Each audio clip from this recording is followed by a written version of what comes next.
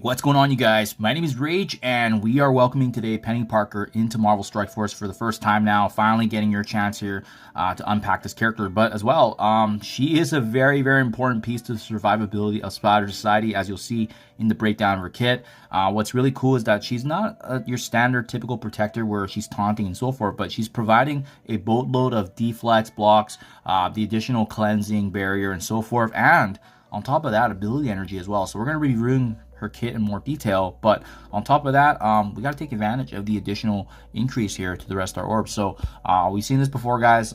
We've been basically getting 7 reds on every unlock now, just because we've amassed so many of these Red Star Orbs. So always make sure that the icon's obviously showing. It does show her avatar there, and I always like to verify because the extra 15% is there. So yeah, on chance here, very rarely do we get an upgrade anything other than the character that's featured, but you know, at least we're getting some duplicates here and really building up that arsenal here until all of our characters in our roster is fully maximized. So boom, 7 red. Now let's take a look at our kit.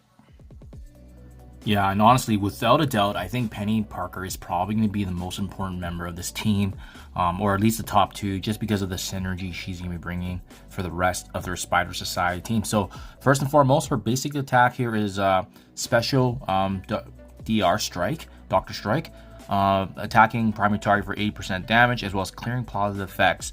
She's also going to be gaining deflect for each Hero Spider-Verse on her side, and I really like this because it doesn't just apply to Spider Society. There's some theory crafting potential here if other Hero Spider-Verse characters are actually on the team.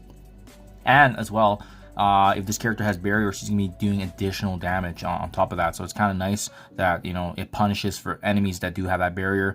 Additional deflex getting added up, as you can see here. Also more positives getting stripped away from cleared. And then finally, I think this is the notable one for the T4, is that by T4ing this ability and using those materials, she can also generate ability energy for herself and all Spider Society allies. So this is pretty much a must-have in terms of just making sure that they have regen. You know, being able to have that opportunity to use their abilities better. I think this is absolutely massive to upgrade, and it's rare that you see a basic that actually generates ability energy. Very similar to kind of Gwen's mechanic as well for the Hive Mind team. So special is Neon Blitz, attacking primary target for 50% damage. You can see here this ability also applies bleed. Stealth is going to get actually applied to the most injured Hero Spider-Verse ally. Once again, I like the fact that it's not just Spider Society focused. And on top of that, there's deflect, immunity, and offense up to herself and all allies. So it's a very powerful special ability for defensive purposes, obviously. Slow is going to get applied. Stealth is going to be expanded beyond more than just one ally on the team. Ability block is also going to get inflicted. And on top of that, she's also going to be clearing negative effects on the injured allies, additionally doing more damage. And if you are going to T4 the special, on top of that, there's a stun mechanic also added on top of this special. This special ability is very, very powerful. It's doing a bit of everything: protection, bleed, additional support for the team. In addition to that, and having some crowd controlling aspects is pretty massive, especially giving the deflect and immunity to protect the team as well. So right away, her basic and special are looking like you absolutely need to upgrade right away. Let's see how the ultimate and passive looks. Synergetic Surge, clearing positive effects on the primary target in addition to applying slow. This is going to be attacking all enemies, and for each deflect on this character, that's why it's going to matter. She's going to be flipping that and applying that in a sort of a bleed against enemies up to a maximum of 5 times, which is very, very detrimental. Also on top of that, she's going to be reapplying deflect up to a maximum of 5 times and counter. So this is just giving so much opportunity for protection, and at the same time, bleeds getting inflicted on the enemies, and on top of that, additional support. Death proof and defense up is also going to get added into this as you level it up, the clearing of positive effects. This also turns into a stun on the primary target with additional damage increase. More cleansing again, so both her special and her ultimate can cleanse, which is awesome. And then this turns into this is interesting. So an ability block on all support allies. So that means it does actually get applied even though it's not primary focused, right? So you definitely want to be strategic with how you use this ability, because obviously you want to stun whoever you're targeting. And then the supporting allies that are actually impacted are going to get an ability block. And then finally, with the T4, all negatives are cleansed, additional damage being applied to enemies, and an extra uptick in extra damage.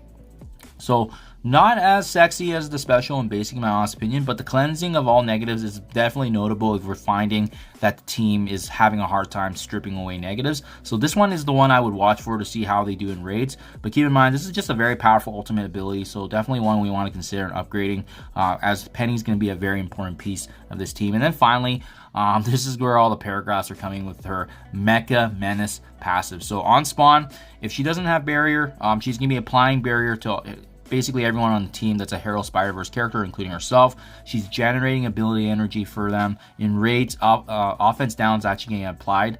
Increase to the resistance here for each deflect on this character, additional armor, and basically giving the entire team more protection and survivability, really. So on top of that, deflects are actually going to get applied as well, lowering the crit chance and crit damage of all enemies by 25% whenever there is deflect. So that's why it's important to maintain the upkeep of deflects. But on the end of this turn, though, too, if Peni does not have barrier, she's going to be upkeeping that. She's going to be applying that right away and also giving the rest of the team an additional uptick in HP. So this is really the big thing, right? In terms of making sure that the team has additional resistance, armor, and as well the HP uptake. Now on block, by this character or a Hero Spider-Verse, she's clearing random negative effects on that character as well, which is why I was alluding to the ultimate earlier, is that we may not need it if she's already doing it naturally. And then as well, when this character or a Spider Society ally gains disruption, she's going to be cleansing that as well. And in raids more specifically, though, they're going to get an additional uptick in 50% HP. And then finally, with the T4 here on spawn in raids, she's generating 5 ability energy for herself and all Spire Society allies on the end of the turn, also additionally filling up speed bar. So this one's a no-brainer. You have to upgrade this because not only does it, I think you actually really need this to ensure that the team can basically be going from node to node with no issues in terms of energy, right? So this is a big one. I definitely would prioritize the passive, the special, and the basic, because it's all going to be generating ability energy, support capabilities. The ultimate is a very powerful ability, but in terms of the actual opportunity here to cleanse everything, I don't know if you actually need that here. And actually with this, I must have missed this earlier, but with this avoidable attack here, I must have stopped here at the additional damage here. The level 7 here in raid specifically does actually apply safeguard and trauma. Oh my goodness, so I missed this earlier. Basically means, yeah, you honestly have to upgrade everything on her abilities, because trauma is getting applied to the enemies, safeguard for 2 full turns. Oh yeah, so everything, my apologies guys, everything needs to be upgraded on her. But in terms of priority, I would start with the passive and ultimate then, and then even the special and the basic. They just do so much that this is definitely a character you want to build up as high as you can.